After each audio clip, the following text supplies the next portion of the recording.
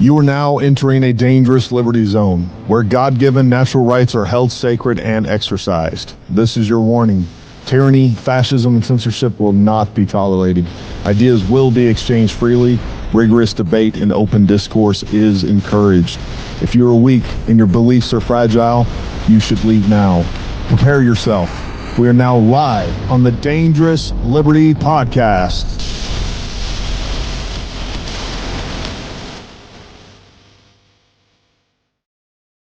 All right, folks. Happy Tuesday, everyone, and welcome to another Dangerous Liberty Podcast. We got a great show for you. I want to say hi to everybody over in the chat. We got two great guests for you. I'm going to let them introduce themselves in just a moment. But I want to say hi to, number one, all the mods over there, Jason, AM, Jeff, and all. We got a couple of new ones too. So again, appreciate you guys. Appreciate what you do, and I don't give you enough credit. So thank you. Real quick, there's some rules at the Dangerous Liberty live stream. Look, the reason we do these live streams is because I want you guys to participate. We want to hear your comments. We want to hear your questions, and we want you to get involved in the discussion. Disagreement is encouraged. All right. But name calling, we're just not going to do it. If you want to be a child, this isn't the place for you. You're going to get banned, and you can go somewhere else. If you want to have a grown-up discussion, this is the place to do it, and we'll happily entertain all of the questions.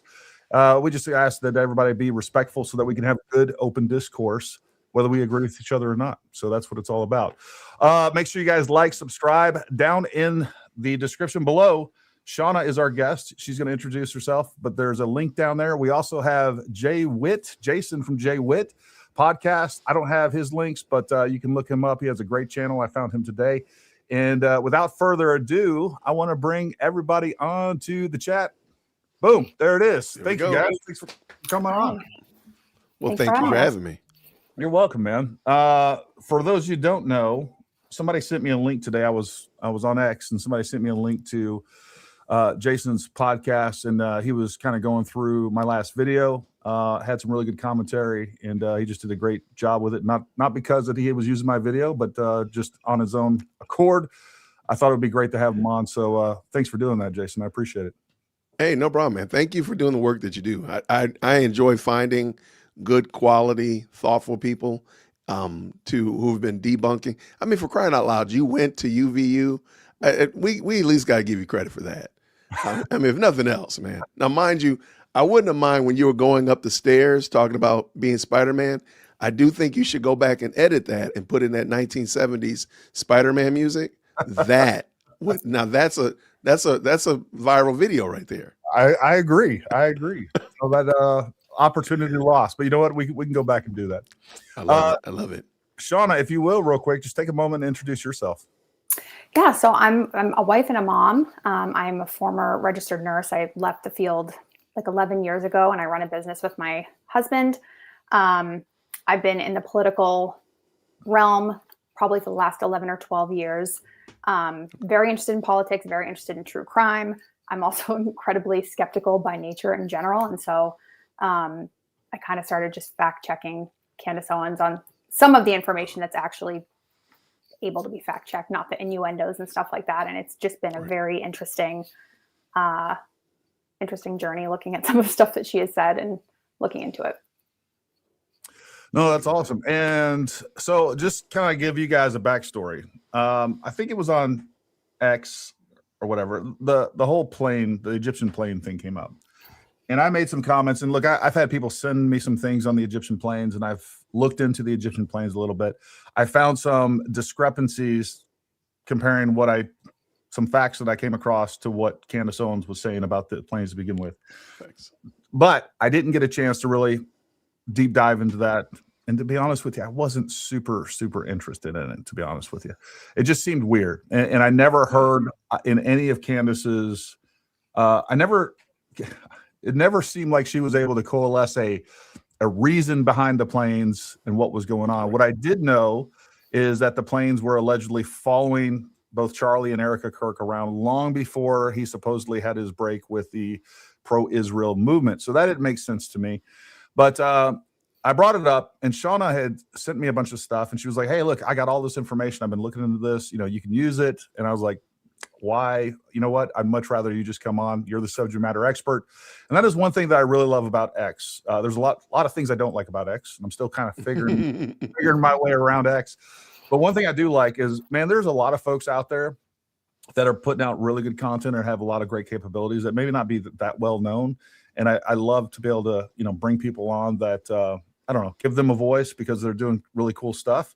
And so, what I kind of want to do tonight, Shauna, just kind of give me and Jason will kind of give you the floor. And I just want you to kind of present what you found as far as the Egyptian plains and, whatever other context that you want to give it to us. And then at some point, folks, what we will do, this is going to be ran just like a normal podcast where the co-hosts are going to discuss what's going on. Towards the end, we're going to open up that time for all of your questions, your comments. We will prioritize super chats, but we will try to get it to as many lives as possible as well. If you haven't done so already, again, subscribe to all of our channels, all of our social media. And then on top of that, we just started opening up memberships. So if you'd like to become a member, we really appreciate that. But Shauna, kind of take the floor and take it away. Sure.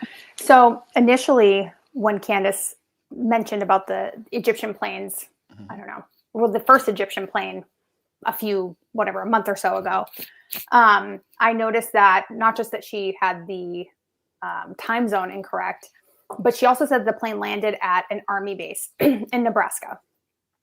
And on her own screenshot, it said just the regular public Omaha, Nebraska airport for the flight history. And I was like, this is so weird. So then when she came out a few weeks later and she had the whole spreadsheet from the mommy sleuth, and she said that there were 70 times that 70 these planes were overlapping with Erica Kirk. I was like, first of all, how did you verify Erica's locations? Because she's not very public with all of that stuff. Second of all, why would Erica Kirk be at all of these events and Charlie was only at some of them? Like, that didn't make sense to me. So I was like, let me just look up these flight history. So I screenshot the spreadsheet that she had on her show. And I just started looking at the flight histories. Now I could only go back for 12 months on, I think it's Flight Radar 24 or something, but I don't know where this woman got this information from. I don't know if I don't know. But what I found is that for the last 12 months between both planes, there were 20 entries for locations and flight history on that spreadsheet. Of those, 25 of them were duplicates. So there were only 15. Of those 15, only 6 of them were correct. Wow. And of those 6 that were correct, obviously I don't know what Erica's locations were, but one of them, it says on the 10th that Erica was in Nebraska / Delaware, which I don't understand that, but she wasn't. She was in Arizona. And then it said that on the 13th that she was at a Turning Point event in Provo. I don't know about that for sure, but I tend to doubt it. But for sure, the 10th was not right. So maybe 5, maybe less of those 20 entries were not accurate at all. Not even close. The plane's in Cairo for months and months at a time. Right. And then yeah. Did you notice also that Candace kind of flip-flops the term military plane and Egyptian planes? Yes. She creates this narrative, and you can kind of get the picture in your mind that you see some F-22s flying following Charlie, but then later on is just a Gulfstream. Right. And she kind of jumps back and forth, military plane. No, it's a charter. It's a Gulfstream. Stop it. Right. So good catch. Yeah. No, one of the things that I did find out, I believe it's called, I may be getting this name wrong, but right there in Provo, it's Schaefer Industries or something like that. It basically what they do is they service Gulfstreams. And I know they do have an office there in Provo, and I wish I'd have written the name of the place down, but they refit them, they recondition them, all those things. And they do have a facility right there in Provo, Utah. Which might explain some of the times that those planes were in Provo. Mm. Again, out of all the episodes that I've watched, I still can't it's real fun kind of chasing these planes around it was over here and it was over here and they were here. 2 things that I never got out of any of those episodes was the fact that hey, how are you verifying Erica Kirk's location? Right. That never, all we see is hey, Erica Kirk was here. on her little spreadsheet, That's but we true. never see what's going on with that. And then again, there's just no like make it make sense for me, Candace. Like why are we doing this? If it's Israel, they have the ability to electronically track you wherever they want. All right, they can track your phone, you can track they could track your car electronically. Like they could put GPS trackers. There's lots of cheaper and easier ways to do this. Mhm. I don't understand the logic behind the overall thesis. Like what are you telling us here? And so far I've never heard that. No, I haven't either. And it doesn't make any never sense. gave it. It's the most conspicuous, most expensive way that you could ever possibly imagine tracking somebody. Why? Like it doesn't. You said there were people that were following her around? Egyptian planes? Why? Yeah. Yeah. Yeah, just doesn't make sense to me at all. I don't get it. I don't get it. Any other of the major kind of discrepancies that you saw with that whole thing, Shauna? With the planes? Yeah. No, I mean that's pretty much it. Yeah, possibly 4 or 5 that might be accurate. So out of 73 alleged overlaps. Well, I could only go back a year of looking at flight history. So out of 20, there were maybe 5 might be right. Or the histories were right, I should say. And I'm not certain, 100% certain, Gary. There is a company called Duncan Aviation. That's what it was. Duncan. There it is. And they retrofit and do all the conditioning and servicing of Gulfstreams. So I did search, but they don't have an office in Wilmington, Delaware. So they only have an office in Michigan and Nebraska and, of course, Utah. So that's, but anyway, that was so that's probably the company that we're referring to. And I'm sure if we did a little bit more deep dive, these 2-3 mystery planes, a yellow, a yellow, a blue, and a purple plane now, all probably were getting service there. And that would make much more sense than some of the stuff that she said. Mr. 10EIB, whatever your name is. I've watched over 20-something episodes of Candace. Watched today's episode too, which number one, I found out another lie in today's episodes for sure. At least really bad information. Yes. So don't sit there and try to throw nonsense around because again, don't worry. I got a lot more videos coming.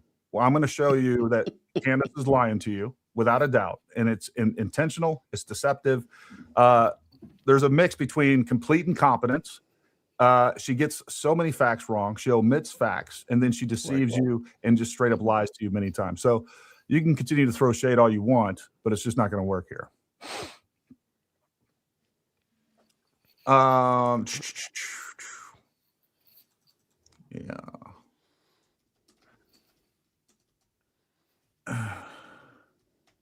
Yeah, there's that. Yeah, so I don't know. It's just another piece of that pie. And here's the thing: it's always these weird things that she does that nobody is going to go around and actually research or check. And that's the other thing too. I'm sure you guys have seen this many times. No matter how detailed of information that we put out, like they will go through that with a fine-tooth comb and try to bend it, twist it, and make it into some sort of like, oh, we got you, you're lying. But you people will not fact check your cult leader ever. No. You won't do it. And it's so simple and it's so easy to debunk 90% of what she's saying. It's nuts to me. And one of the things I was pointing out last night on the live stream, she hasn't even went through the charging documents with you guys. She intentionally summarized those documents and fed you the information that she wanted to feed you. And that's a real shame because there's a lot of stuff going on. Now, one of the other things that a video that I'm going to be making, I'm just going to make a comprehensive kind of, lies video, conspiracies video, going through all the different things that people are saying that are just incorrect and easily proven wrong. Like, he didn't jump off the roof with a rifle. We're going to show you the pictures of that. I put that out today. There were drones up. There's drone footage prior to the show. That was incorrect. Mm-hmm. And I know Frank Turk said that. And what he's referencing is a picture from a 360 camera that was on the upper deck. I understand why he would think it was drone footage. Charlie actually posted that on his Instagram earlier that day before he arrived. And we have pictures of we have that picture. that was taken off of his Instagram, unfortunately.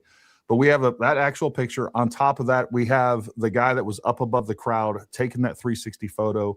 So we're going to go through that. We'll talk about the 30-06. We can deep dive into all. I'm going to deep dive into all that. So all the weird things that people have really poisoned the well early on, they have simple explanations. Right. And the fact is what we had people like Candace and everybody within her orbit, Baron Coleman, Candace, Ian Carroll, and several others that are colluding with one another, and they're putting out disinformation, and they poisoned everybody's mind at the beginning to make you think that there's all these weird things, and there are some weird things. All right, there are, but not as many as people think that there are. Not even a little bit. No. And you know, and that's one of the things that Candace regularly does. She takes the benign and she turns it. It's like, oh, look at this. Don't you see how weird that is? Look at this. Look at this. And when you think about all the things that people have put out at the beginning of this and were wrong, everything from the palm guns, tunnels underneath Charlie's seat, the exploding microphone, drones that nobody can ever saw that were shooting at Charlie. I mean, just a plethora of bad information right at the beginning that poisoned everybody's minds. And then you still have Candace just regurgitating some of these things, like the Spider-Man thing, like, oh, you got to be Spider-Man to get on the roof or even to get down. One of the things I kept hearing everybody say in the comments in X was like, no, she wasn't talking about how he got on the roof, which she clearly is, just using the context of what she's talking about in many of her videos. It's that he jumped down from 14 feet or whatever it was. Like, okay. We see a video of a person jumping down. Right. Now, if you want to say that's not Tyler, that's fine. But it's someone. But it's a human, right? Right. It's someone. I don't think that's an X-Man. You know, so it's clearly somebody. It's possible that it happened. I mean, and it actually, to me, it points to youth. Like, I could do that when I was 22. If I did that now, I'd probably break a femur. But you know, I mean, I used to jump out of planes for a living, folks. Like, you're falling fast and hard, especially when you got, you know, 100 pounds of gear on you. And that's probably pretty close to equivalent of some of the jumps that people do regularly with a parachute. And we're not talking about like the fancy parachutes with you're using with Halo. Like, you're coming down hard. So a lot of the things that, the actual rifle, one of the big things that is a government problem was the fact that we had the governor of Utah. Is it I don't want to say Kyle, but it's not Cox. No, Cox. That's his name. Governor Cox did say in one of the early that he had disassembled the rifle when he before he got off the roof. Again, Governor Cox is a politician.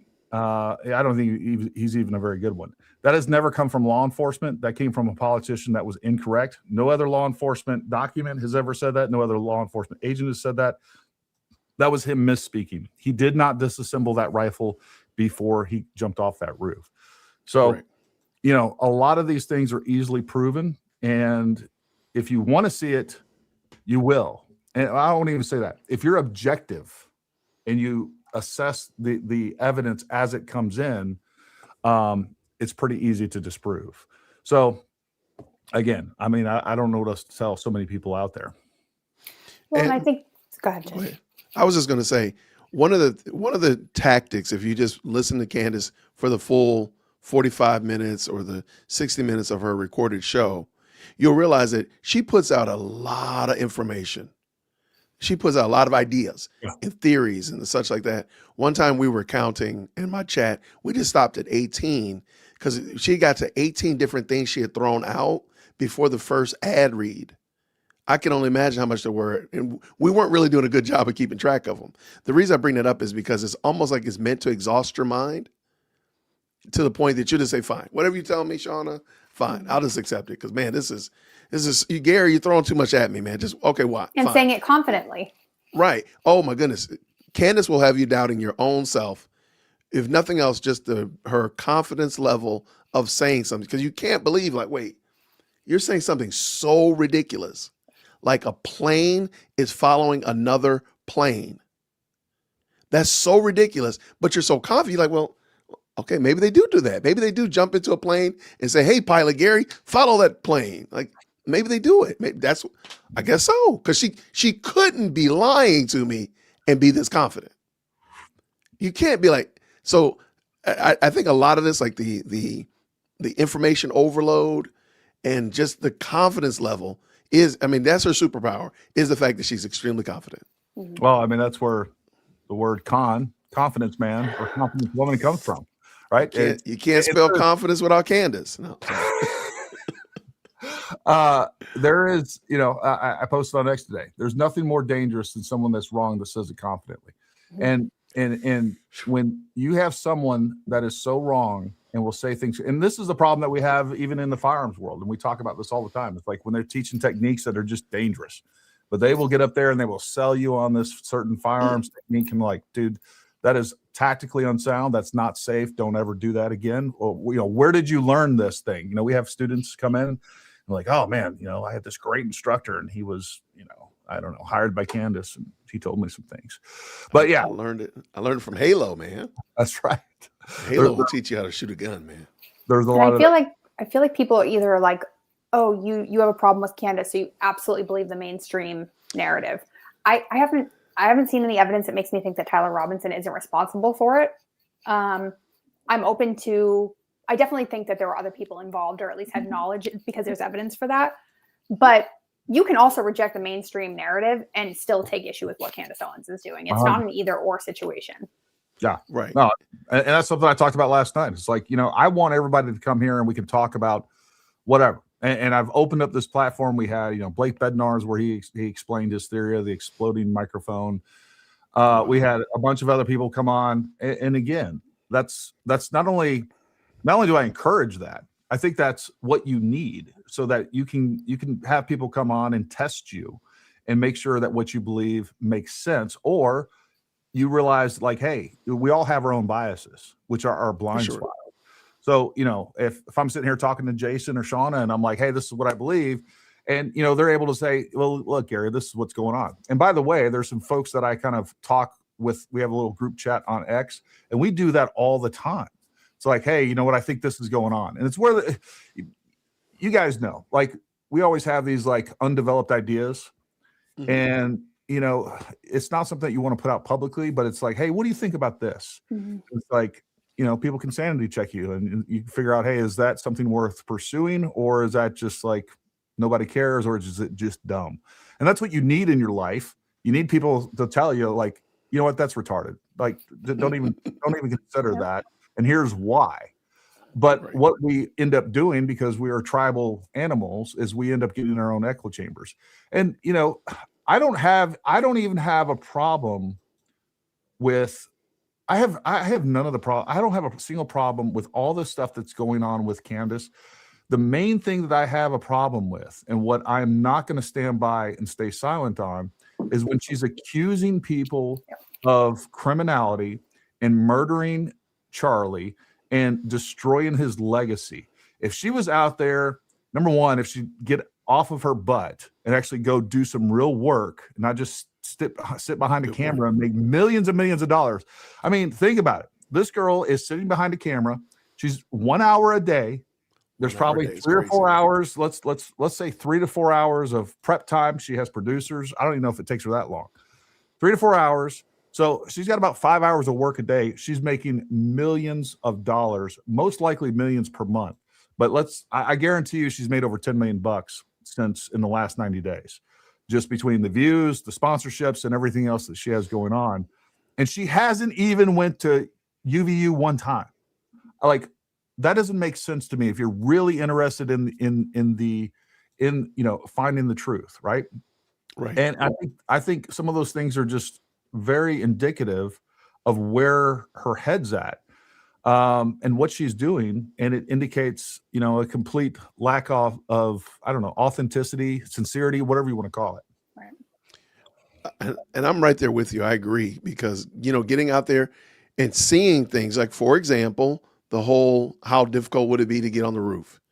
If she had seen that, it would quash a bunch of the silly statements like the Spider-Man statement, but also it would actually it actually lends credence to what Brian Harpo said about they were worried about the fact that there was student access to the roof. Because I couldn't conceptualize, like, wait, what do you mean student access to the roof? I'm thinking of like some little ladder situation, you know, like in an apartment building almost. But the way, because you went there, Gary, it showed a whole nother side. Like, man, wait, this was not hard at all to get up there at all. So that I think she would be advantaged by that. But I don't think ultimately her goal is that. I don't think her goal is to be a real journalist, to give real insight into such of that nature, add value. It is really to muddy the water. Yeah. Okay, here we go right here. Yeah. So I just want to show you kind of what's going on here. Let me see. Is this from the Egyptian plane, or which one is this? The blue or the yellow plane? This was the Egyptian plane right here.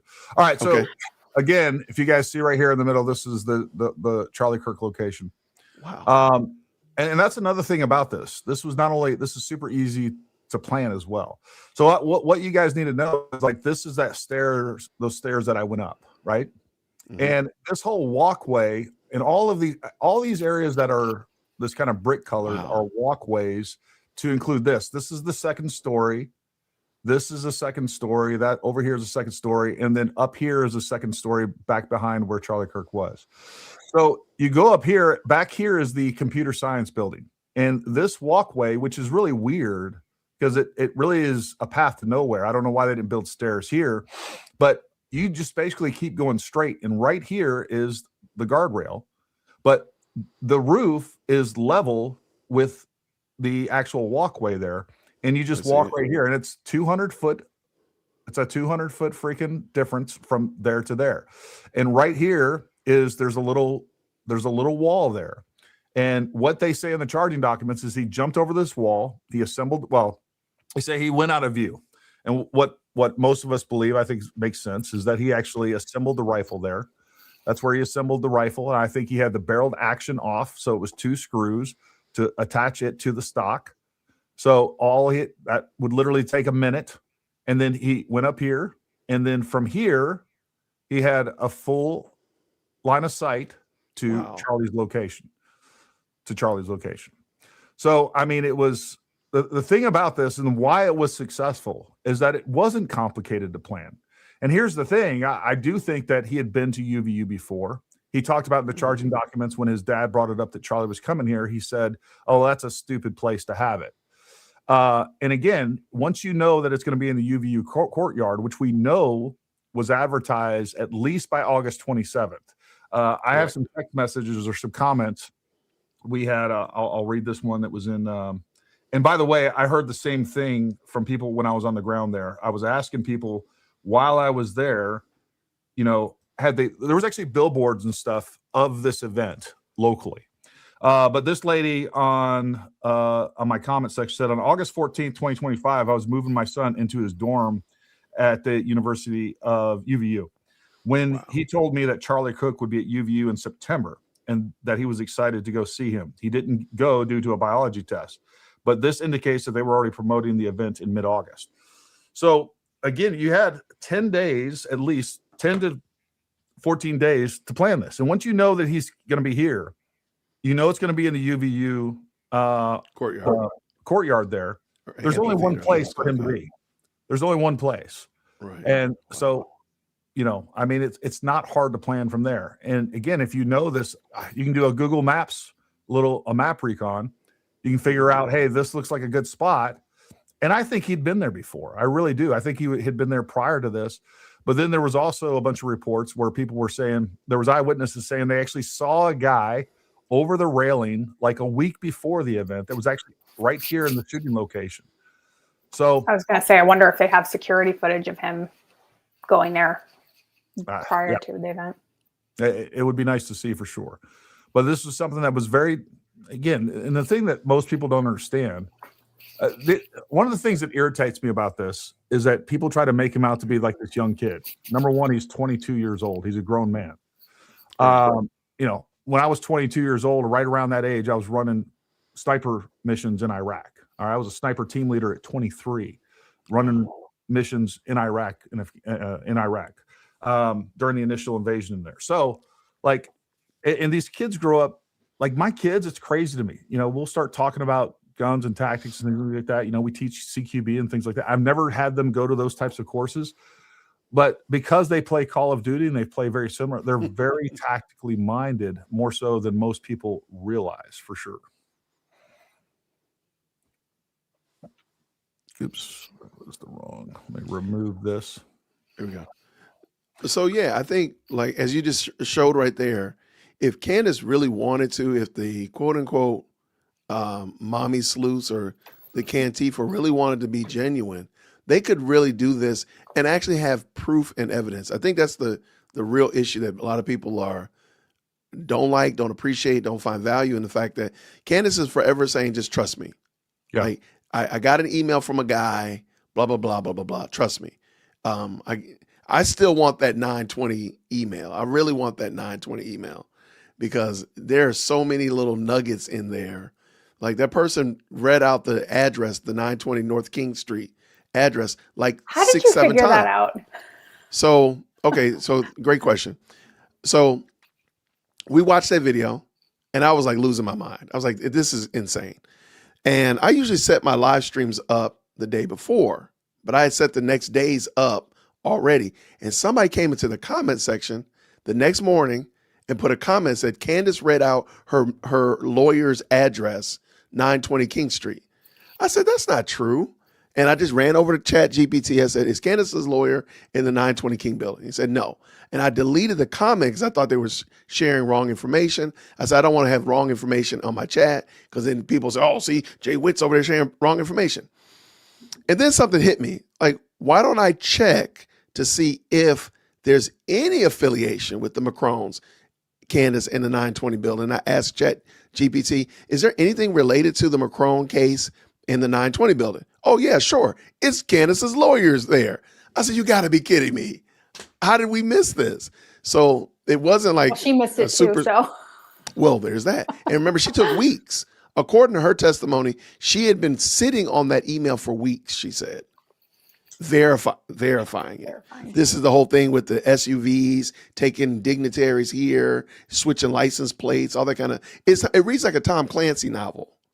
I'm like, at some point, we're going to have to admit, Candace, they're playing you and just, you're reading like the next spy novel. You're reading the next Mission Impossible script.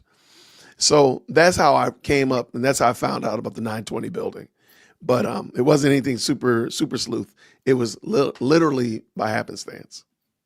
That's great. No, that's interesting. What are some other things that you found that you've, some kind of big moments in all of this that you found, Jason?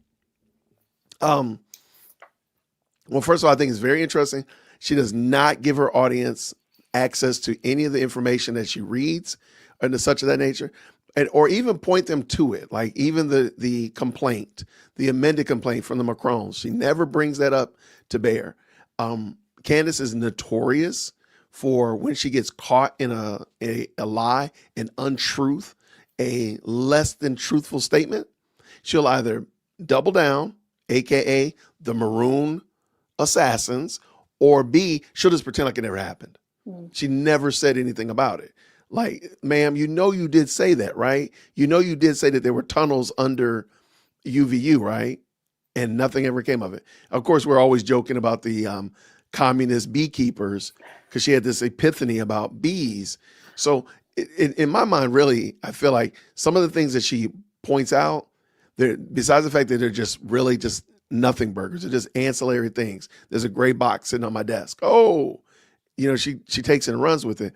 But whenever she's corrected, truthfully, I think Candace would do herself a big favor by actually just saying that she was wrong about things. Yep. I think a lot of people would probably see her as being more authentic and genuine, saying, you know what, I was wrong about this, and move on. A lot of people would probably accept it, but she doesn't. She'll double down, AKA talking about the color coordinated assassins at UVU, which kind of goes along with what you were saying, Gary, that this event was broadcast, because Candace won't admit that the event was broadcast before this quote unquote late in the day that she keeps trying to say. You said almost 2-3 weeks ahead of time. So why would there not be people from the community that would be there? Why is that abnormal Yes, there'll be a lot of people Of there course, yeah. from the community. It totally makes sense. But no, she has to make it sound like this was a last minute secret espionage. They just threw Charlie out there to the wolves, and only people there were these non-UVU students, and nobody knew who they were. Yeah. Well, that's because the truth is it had been broadcast to the community. It had been broadcast to the community, and that's why the people were there. There was she kind of left it alone, but she was going through newscasts that were interviewing witnesses. And there was this poor woman. She worked for the I don't remember the police department as a dispatcher, and she clearly had taken a day off to be at UVU to hear Charlie Kirk. Mm-hmm. Just a chick that worked in the police force. It's so weird that she's not at work today. Why is she not at work? Like, she was dogging a woman out that she had took the day off, took an FMLA day to go see Charlie Kirk at UVU. And I'm surprised she didn't like have people going after chasing after the poor woman. But it's things like that and there's been a lot of those that just keep popping up. And I think truly the plane thing, in my opinion, was thrown out there as a, chasing after a phantom. And look where we are now. One thing I just came across yesterday, I wanted to show you guys this. I thought this was interesting. So I was going through, number one, it dawned on me, and I'll show this picture to you guys. You guys see that, right? I can't see our screen. Mm-hmm. So this is her going through the charging documents. And these are the summarized versions of this charging document. She doesn't go through that, and she leaves out, because again, I was thinking about like why did she leave out this portion of the charging document or that portion of the charging document? So these have been summarized probably by her producer. That's what's going on there. But there's like a piece of breaking news in here that she didn't share with anybody that blows my mind. I mean, I know why she didn't do it, but I want you guys to look right here. Dad says, according to the indictment, he picked up the phone and Tyler told him he was suicide. So this is like between 10:30 a.m. and 7 p.m. And one of the things that Candace has said multiple times, like, where was he during this event? Where were they? Where did he go? What was he doing? So our sources assert that he went to buy a new gun to replace. This is her own documents. And that's what her source says, that he was trying to replace this gun. And then later on, he talks about how the gun is, very unique. Of course it is. It's of course. It's a Mauser, and it's an old gun. But again, he was trying to find a way to buy a new gun, but she never actually shares that during this episode. And that's just another. She does that all the time. Yeah, it's just another example of information that she has. Another thing I want to show you guys real quick too, because I wanted to see this compared to what the episode was going to reveal today, because she put this. Well, this is a whole nother thing. Brandon Tatum putting this piece of trash out, which is I'm disappointed in him because he's been one of the only people that has been critical of her, even though he hasn't been saying her by name, calling her by name. He's been, I don't know. Yeah. So this is the preamble to her episode today. I listened to it. And what I said in this compared to this was, guaranteed the information comes with zero proof other than a source told me, which was 100% correct. Her source is likely a disinfo agent. I don't know if that guy's a disinfo agent or just wrong about some things. But what we know is that there was absolutely zero evidence that came with this. It is a source telling her about this wild story of him walking in on this meeting full of lieutenant colonels. And today is the day that the government can no longer deny it. Charlie Kirk was assassinated and our military was involved. And the other thing that she said that's not true is that Brian Harpole, she said this guy saw Brian Harpole in this meeting. This was crazy. September 9th. Okay. Brian Harpole was in Asia with Charlie September 9th. And I have confirmed that. So again, she's putting out more bad information. She's lying to people. And one of the things that you were talking about, Jason, is that how she never says that she's wrong. It's more than that. She never goes back. She keeps everybody tied in, even though she'll move to another entity that is now guilty of killing Charlie Kirk. Mm-hmm. The other people are, and they're exclusionary, right? It's like if the French did it and Israel did it, don't think TPUSA was involved, and definitely not the security team or whatever else, right? So, but Right. she never There you goes back and lets these other people off the hook. Say, you know what, I was wrong for, suggesting that those people were guilty of murder. Let me tell you why I think she does that. Because this is the giant. I mean, this is going to be a global cabal. Do not be surprised if there's another nation state brought into it. Finland, watch out, New Zealand. Be careful, Congo, Wakanda, duck. I mean, do not be surprised when another nation state gets drug in. It's going to be a global situation. That's what she's trying to make it. And focused on her. Right? It's all going to be focused on her. Did you like Wakanda? I was going to say Latveria, but I don't know if anybody remembers that. Shout out to Latveria. But you see over in the shadows, I'm pretty sure that's the Black Panther. Well, there you go. And so that's why she's never lets them off the hook. Because who was surprised when she brought France up? Me? I was like, how in the world did France get brought in here? But she never let them off the hook. So they're always on the line. So the line is still running. And eventually she's going to pull it taut and start reeling them back in. So after she left Turning Point and after she left, the Daily Wire, like ever since then. No, PragerU. She has been on this anti-Israel kick, and she's been on this France kick. And then Charlie Kirk is assassinated, and somehow within 30 to 60 days later, it all comes back to her original enemies to begin with, and the people that happen to be suing her. It's so bizarre, it's so unbelievable that if you do believe it, I'm just going to pray for you. I'm going to pray for you. Right. You know what I think is interesting is the mental gymnastics that she is doing to create motivation around people that were closest to Charlie. And she is accusing I don't want to say every group, because every relevant group of people, with the exception of the Democrats and Islam. And two groups that, and I'm not saying that they're involved, but I'm saying they definitely would have motive. And she won't even sniff in that direction. I think that's really interesting. Or Trans Tifa, or the whole Trans Tifa, like blue-haired septum ring people. Nope. And look. I mean, I think that's who killed him, right? So we had this. We had this Tyler Robinson, who was whatever with this trans furry. That was I don't know if you guys have watched the what was the video? I'll think of it in a minute. Anyways, the Turkey Tom video. Have you guys watched the Turkey Tom video? I've seen clips of it with their friend Lance Twig and Tyler's friend. Yes. One of the most compelling videos that needs to get I don't care where you're at on the Charlie Kirk story, you need to go watch, and I'll put a link to that down in the description to that specific video.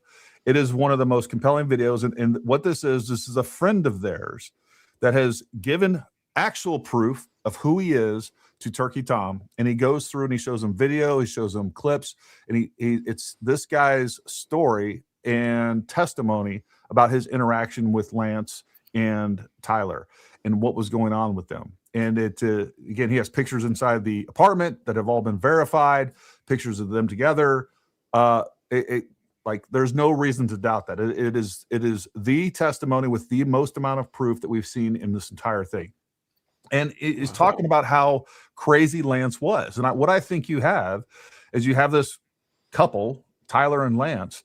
And Tyler is, trying to please this alpha, crazy, insane person and almost trying to, the sense that I get is he's almost trying to show his loyalty and his dedication to this partner that is clearly crazy. It thinks, he's trans and all the other stuff. But it gets nuts. And that's what we have. We have this guy that was taking issue. The number one person speaking out about trans anything was actually Charlie Kirk and the female athlete. Riley Gaines. Those two have what we were being overran by legislation and other things taking place in our country where the trans community was taken over. Like they were running this place. We had literally mental patients that were writing legislation in our different states, and it was getting to the point of federal where we're allowing boys to go in women's locker rooms, boys to play in women's sports. Completely crazy stuff that shouldn't happen in any country. And everybody was just sitting around like, oh, well, yeah, we got to be nice. And the reality is that Republicans and conservatives have been, I don't know, shamed into silence for a really long time. That's fair. And, they were the first ones that really spoke out about this. And that's what we had. We had someone that was already crazy, that already has mental issues. And then they decided that they were going to take Charlie Kirk out. And like in the mental gymnastics that they're doing to get Tyler off is insane. Like, oh, this guy's not. And that's the other. Candace has even said that she thinks that he's involved and that Lance Twiggs might be involved. So then why are you saying that they're a lot? Like, you're admitting that Correct. You think that they might be involved. So like, why don't you just wait until a trial? No, you can't, because that doesn't feed her narrative. I know. That doesn't get clicks and views. And then also, like, which one seems more plausible? Which one seems to make more sense? Like, I mean, she's put together a story that nobody could come together by themselves, which seems very like no one else. I'm always open to somebody convincing me. I always tell them, like, convince me from scripture and I'm good. You can convince me from there. But don't cobble together a theology. Don't cobble together a doctrine or something, and now I got to follow it because you've put it together and made it yourself. But if I can see clearly, and if because this is what I think won't happen. If Candace were to show all of her evidence, let's just pretend that she really did have it and it was showable, like she could upload it onto a website or whatever of that nature. Most people will look at her and say she's crazy as a lark. Yeah. Like this doesn't lead me to where nobody would have led to the 920 building looking at your evidence, ma'am. Nobody would have got there. So therefore she has to be the storyteller. I keep all the information and I just give it to you. Drip feed it out however I want to, because otherwise nobody else would come to this place. I don't think anybody would, realistically. She was a Democrat. The entire conservative, the entire conservative movement everybody would be upset with her, but because it's Candace Owens, it's a different story. Well, and look, I think it's clear, like, we have been abused by our government. We've been lied to by our government, all of those things. And so we are primed right now to be skeptical, to say the least, of what our government has to say. And I say this every episode. Look, I don't ever believe anybody. I don't believe the government. I don't believe Candace. I don't believe any other social media person. I don't just look at somebody and say, you know what, I like you, so I'm just going to believe in you. And that's what a lot of people do. That's with politicians and everything else. They vote for them or they believe them because they like them, right? And it doesn't. And that's how con men and con women win you over. They get you to trust them, and now you'll believe whatever they say. So I don't care who the narrative is coming from. I don't care if it's the government narrative, it's the Candace narrative. Like, the narrative that I'm going to end up with is the one that has the most evidence. And right now, what you're asking me to do, if you ask me to believe Candace or any other narrative that's out there in the zeitgeist, is say, hey, look, Gary, we have this narrative over here that, by the way, has a lot of evidence. And forget about what's in the charging documents, just the evidence that we've seen. Like the video evidence that hasn't been tampered with, that was released day one. We saw someone up on the roof, right? We saw somebody up on the roof. There's pictures of it from the side of a person catching them on the roof. We saw someone leave the roof. We saw someone jump off the roof and run towards, I've walked that whole path right over to where the rifle was found. We see all that. And then we see everything else. And then you attach what we know. There's DNA evidence on the gun. There's DNA evidence on the unspent cartridge. There's DNA evidence on the spent cartridge. There's DNA evidence on the towel. We know he jumped off the roof with the gun. If you guys would like, over in the comments, I'll show you some pictures that clearly show that there's a rifle in that person's hand. I know it's a shit video. Like, I get it. But we're zoomed in, it's cropped in, and it's not a very good video. But there's some key elements that you can look at there that kind of give you an idea of what's going on with it visually. So, like, with all of that evidence, you say, you know what? There's a couple of weird things, so we're going to throw all that out. We're throwing the baby out with the bathwater, and then we're going to go with this other narrative that is less likely, less plausible, and has less evidence, because I refuse to believe something that's labeled the official narrative. Like, it's silly logic. And the other logic that really irritates me is, I see it in the comments all the time. I'm sure you guys have seen it. Well, JFK was killed by our government, so was Charlie Kirk. If this is true, then this is true logic. Is true. It's ridiculous. It is lazy It's dumb and it's silly, and that's exactly how you get tricked using that type of logic. That's not logic. That's just dumb. That's using some sort of rule of thumb that doesn't work in reality, and it doesn't work. And the differences between JFK and what we have here couldn't be more stark. Like, we have lots of people with cell phones. We have all kinds of other information. We have surveillance footage. We have all kinds of stuff. You can't even compare the two. It's not even close. If somebody was to say, the government isn't trustworthy, we've been lied to, I'm upset with this particular administration because of Epstein stuff, I get it. Yeah. If you want to dismiss all of the available information as being BS because it came from them, okay, fine. That's the information we have. You don't trust it. That's fine. You can't go then create an entire another narrative that has no evidence at all to support it. Yeah. That's illogical. Right. That is the problem. And folks, one of the things I will say, Shauna actually sent me a bunch of different, long story short, some of the documents that Shauna sent me, I will post on my X today, so that you guys can go through some of that information and take a look at that and verify that for yourself as well.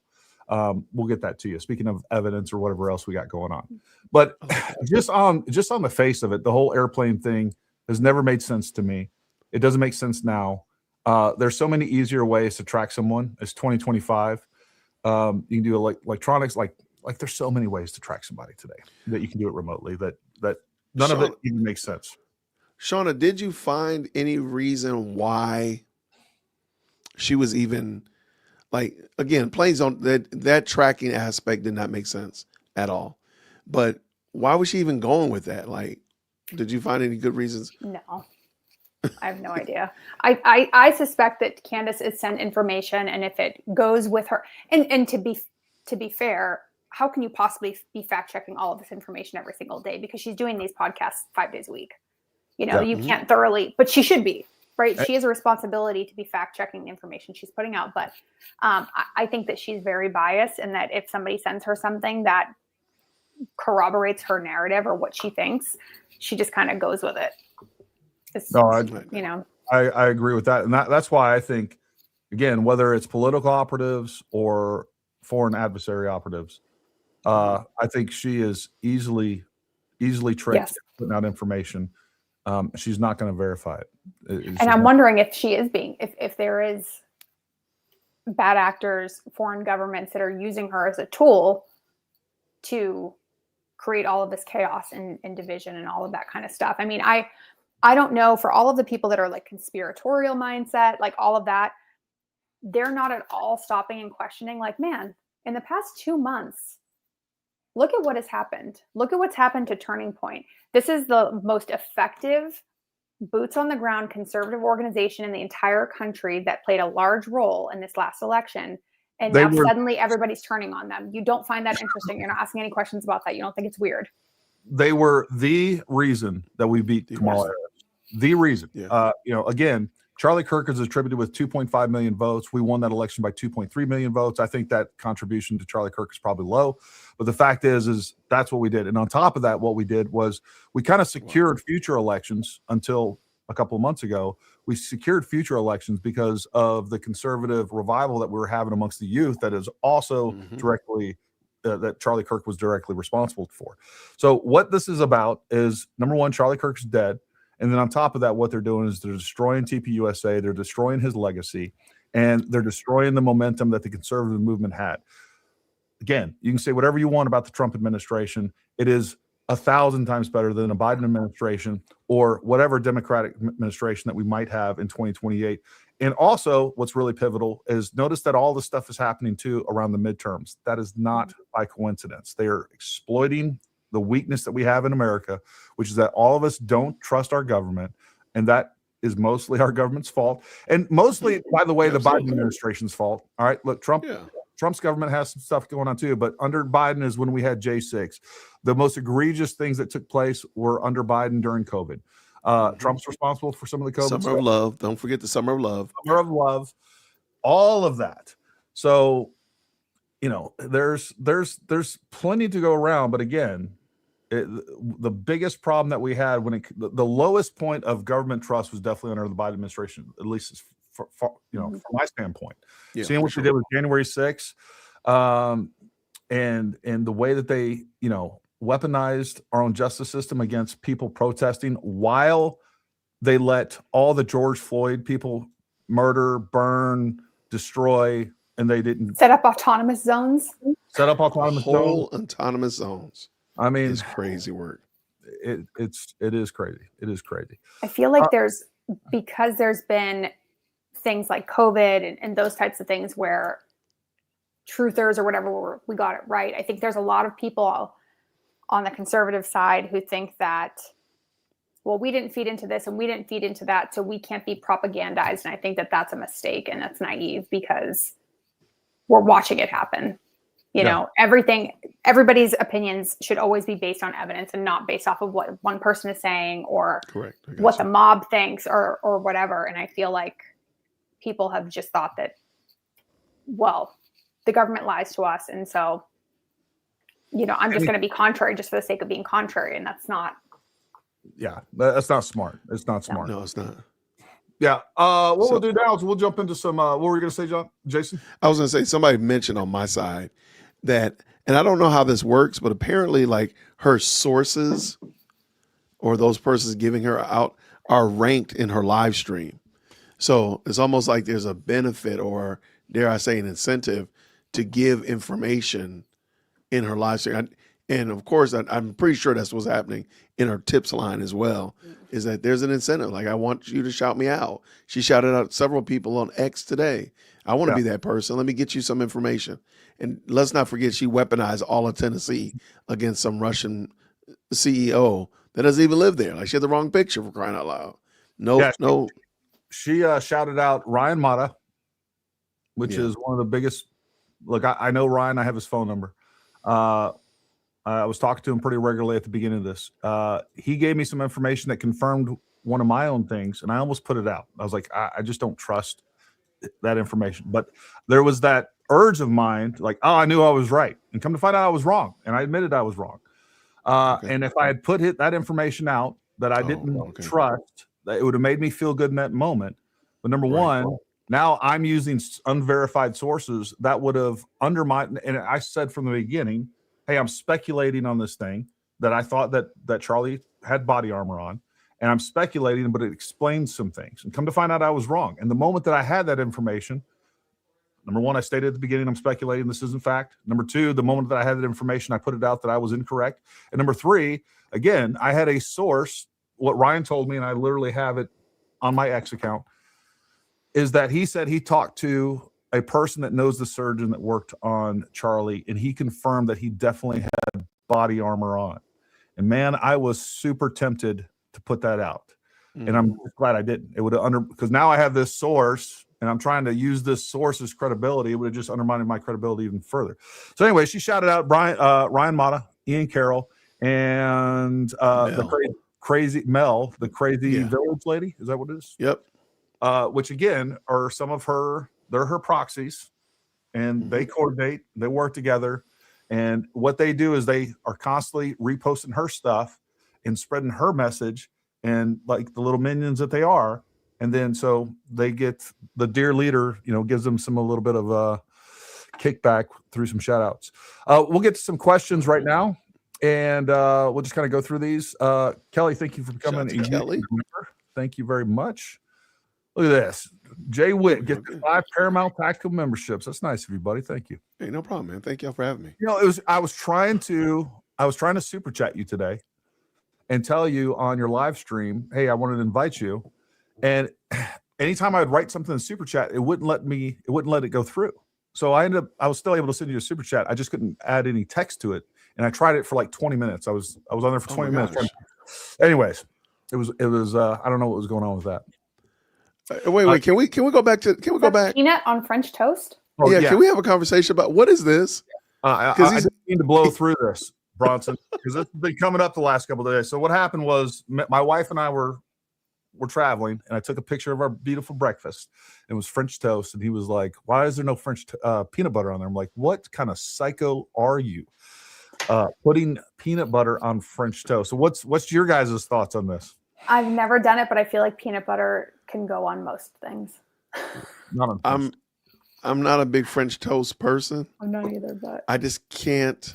I'm really trying to wrap my mind. I'm really like, where can I get some French toast tomorrow? Like, where can I get some French toast and find some peanut butter? I can't imagine this. I'm going to go with no just to be safe. If I find myself around some French toast and the waitress brings me some peanut butter, then we will have another discussion. But I'm going to go with no for right now. But what's wrong with you? Why would you even put that on there in the first place? Because peanut butter goes on a lot of things. To me, it's like people that eat mayonnaise with French fries. All right. I grew up with a girl that ate mayonnaise and peanut butter sandwiches. Ugh. All right. Well, hopefully. Yeah, let's go ahead and move on. Let's move on from there. Candace said that Chewbacca was a yellow plane. She must be a Wookiee spanker. I don't even know what a Wookiee spanker is, but it sounds provocative. It does sound bad. Thank you for the super sticker. She's brought so many communities together. Maybe the French, Israeli, Egyptian beekeeper assassination plot was the friends we made along the way. I like your positive outlook on that. Yeah. I like it. Why is the Candace Owens cult so brainwashed? Do you think it's satanic? I think the word satanic, demonic, and all this stuff is getting thrown around a bit too much. I think any deception obviously is inherently demonic and satanic and all those things. But just like Zionist and racist, and like, I think we're starting to overuse those words a bit. Look, I think we are in the middle of spiritual warfare. Mm-hmm. And I think that is a very important element of this. Our country has moved so far away from God and our Christian heritage. And I don't care what anybody says out there. This country was founded by Christians. And there is an element, look, the further we get away from those godly principles that most of us grew up with, and even going back further, like, we're not becoming a better nation. Like liberalism, all of these different isms that come from a very ungodly place, don't make us better. Like, we're getting worse and worse and worse as people. We can't think for ourselves. We have no discernment. We seek out evil things, and I think that's just part of it. Do you guys have anything on that? Oh, absolutely. I have friends that are Christian women that are following Candace, and they're totally on board with what she's doing. I don't get it. It's puzzling to me. All I'll say about Candace in that regard is that I don't see any fruits of the Spirit in her on her live streams, but I don't know her in real life. Yeah. I mean, all she's done is brought a lot of division, a lot of hatred. She's being incredibly reckless. Yeah. Yeah. What were you going to say, Jake? If you jump to Romans 1:18 and just read from there, you see that I believe Candace's people don't want truth. They don't want the reality of what is. So therefore, they have been given to a mind that can be considered brainwashed or reprobate or given over to conspiracies. I did a video a long time ago about Candace being a Christless conservative. And one of the points I make is that her conservatism isn't rooted in the reality of who God is. It's just the fact that most people, logical people, believe a man and a woman are necessary to make little people. That's just, so that would be a conservative value. Men and women get married, have little people. Yeah. You don't have to be a Christian to believe that. That's where we are right now. Yeah. Right, that's where we are right now. We've got to get real basic and elementary. Yeah. But I don't think that, because I don't believe Candace's conservatism, I don't believe she ever really was a conservative. I believe she's been cosplaying for a decade, but it's not rooted in the reality of who God is. So therefore, she can turn her back on it. When she comes up next week and says she's a Muslim, don't be surprised. Or sovereign citizen, do not be shocked. Do not be shocked, because come on, you hear sovereign citizen language in her turn and the stuff she says all the time. Well, this is let's go back a second for that if this then that kind of logic, right? So if we're going to apply, well, JFK was shot, so Charlie was too. Now let's go back to all the other conspiracies.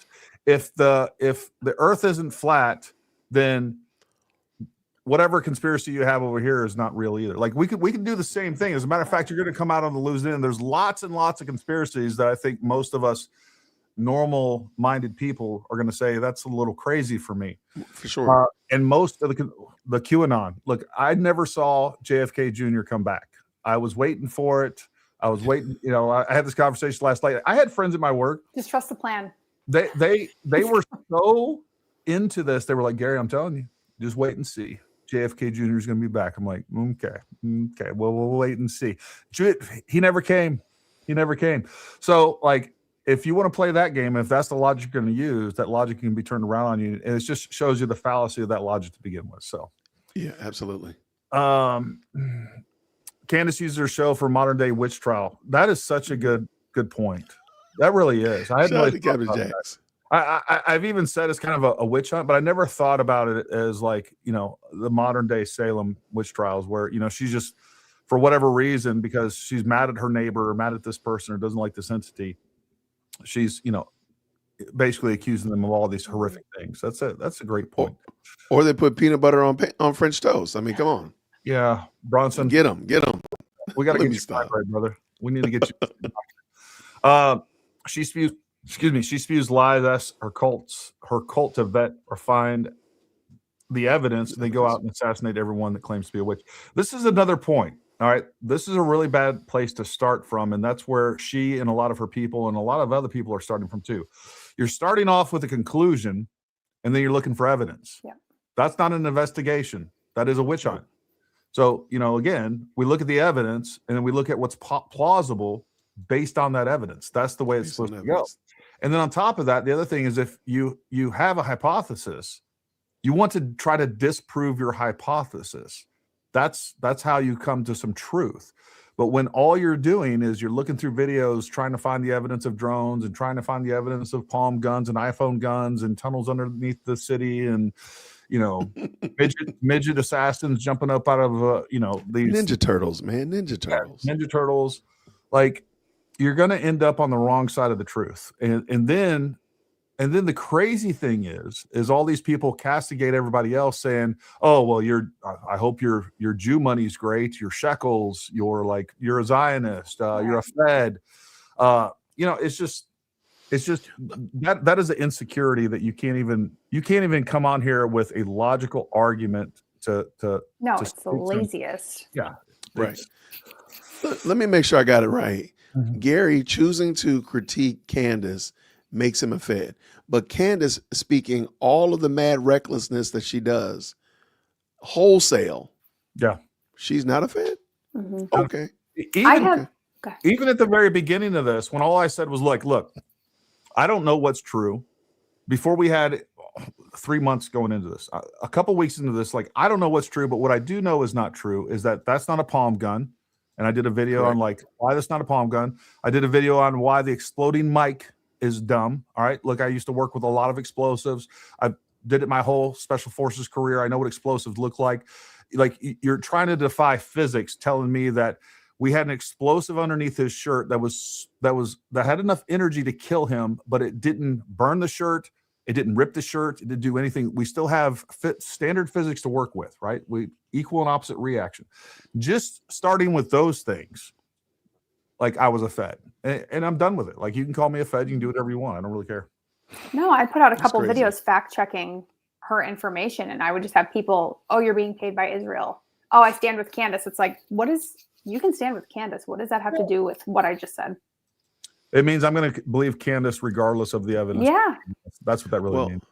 Well, if you followed her during the Becoming Brigitte series, there was actually she puts out terminologies and phraseologies for the masses to run with.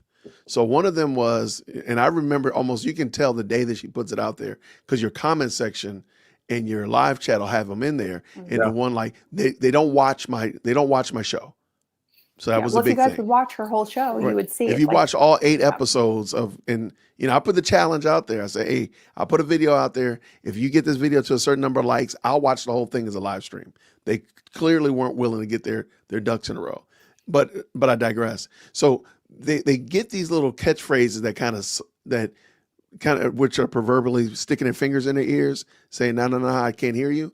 It allows them to feel safe. So they'll say, hey, Candace brings receipts. Candace speaks the truth. I stand with Candace. And that's supposed to be the stopper. That's supposed to stand up the defense and really ruin everybody's life. Like, oh, you stand with Candace. I guess I can stop now. And they never actually have taken the time to think about what they're saying. Which it's so funny. You said how they're like, oh, Candace always brings receipts. Candace always brings receipts. But they'll say she's just asking questions. You have a problem with her asking questions. And it's like, well, do you bring receipts for when you're asking questions? No, you bring receipts when you're accusing somebody. That too. And I say, well, hey, even coming to some sort of conclusion. Like that's the thing. And that's one of the things I talked about. It's like, okay, fine. The freaking French Foreign Legion and Israeli assassin were there. All right. But that's who killed Charlie, so they could stop you from investigating Brigitte Macron. Makes perfect sense. Fine. Tell me where they were. Like, where did the shot come from? Who was up on the roof? Was that Tyler? Was that not Tyler? Was that the real assassin? If they did, okay, and it wasn't a 30-06, did you think this multi-nation assassin squad, they planned all this out? They were so sophisticated, so well-trained that they got away with it. No one saw them. No one heard them. They didn't even spot them in the crowd. They shot them with a different weapon, and they were like, oh, you know what? Hey, what was the weapon that the Patsy had? 30-06. Oh, I brought 5.56 today. We messed that up. Like that's what you think. That's what you think they're going to do. Like that is less probable. And I'm going to put out a whole video on the ballistics of this, folks. But that is so much less probable than a 30-06 not exiting. Which, by the way, folks, again. All you got to do is look at Martin Luther King. He was shot in the face with a 30-06. He was shot at 65 yards, less than half the distance of where Tyler Robinson was, because that's who shot him, but less than half the distance. And we didn't have an exit wound. It severed his spine. It did not exit. And matter of fact, it caused so little damage. He still had an open casket. So it didn't blow off his head like you people are saying. And I know all of you folks out there that are suddenly ballistics experts. This is what I do for a living. So you can talk about whatever you want. And, to me, it's just noise. You don't know what you're talking about. And I can say that without knowing. We don't know a single thing about the ammunition used. And that's kind of a critical point. That's a good point. Speaking to the French Foreign Legion, when she put out all of the information about this threat on her life, she said that her source told her that Charlie's assassin trained with them as well. Okay. Well, then who is it? Who is it? Did they not give you a name? Okay, great. Why are you not putting out information online asking tips about that? Why are you not hyper focused on that? Because that would be the best tip that she's received. This person knows specifically who it is. So why are you not throwing all of your energy into that? And why haven't you said anything else about that since? Yeah. No, you're absolutely right. Thank you, Gary, for hosting the wittiest YouTube creator at Health Suburbs. You're in Marietta? Yeah. Atlanta. Cool. No, when I met my wife, she was living in Atlanta. We appreciate generous support and invite to collaborate. Yeah. Well, thank you, Amethyst. Yeah. No, I love doing this. It's so much more fun to have people on when we do these shows. I get tired of hearing myself talk. Mention our sources, ranking her live. We did that. You were all over it, Gary. And that's the kind of stuff I'm talking about. Like, and we were talking before we jumped on. Our live chats are entirely too dialed in. Don't be surprised that our live chat has already probably found out that whole misnomer about Brian Harpole being at the quote unquote whatever was going on in Arizona and being on the other side of the world in Asia at the same time. Don't be surprised that other people pick that up because they catch her stories all the time. Yeah, no, you're absolutely right. Keith, the developer, says, to me, this Charlie Kirk security team failed. The YouTube people that interviewed the CEO of security was too soft, especially on why they didn't use drones. All right, so I'm going to give you guys a breakdown, and I know many of you aren't going to like this. So I trained PSD, personal security details, for the Department of State Diplomatic Security. These were people that were protecting high-ranking diplomats and people overseas. All right, so that's what I did for a living. What you don't understand, and you people, like, there's a bunch of Monday morning quarterbacking going on when you don't even understand the game that's being played. And here's the thing. UVU never stop being responsible for their physical security. All right. That roof is their roof. The PSD team is responsible for about a 30-yard bubble around the protectee. That's all they can do. They were a 13-man team. What everybody's expecting is the Secret Service detail that the President of the United States gets. That doesn't work. Right. That every time the President of the United States travels to a place, there are over 100 people on the ground. All right. And that's not including the fact that they were able to call in and basically demand that they get local law enforcement to support. A private security detail does not have arrest powers. They don't have any of the authority or anything else that's going on. The other thing to realize with this, when it comes to the roof security. All right. So if there was a person that was up there on that roof, like a personal security detail cannot mitigate sniper like that. They just can't. I don't mean like sniper, but they can't protect against long range shots. If somebody was to go up to you, that UVU roof, you guys saw how easy it was to go up there. Maybe I'll play the video again here. It's a minute long or so. I'll show it for people that don't know. If you want to see it in the comments, put it down there. But you can walk right up there, right? UVU said they had the roof secured.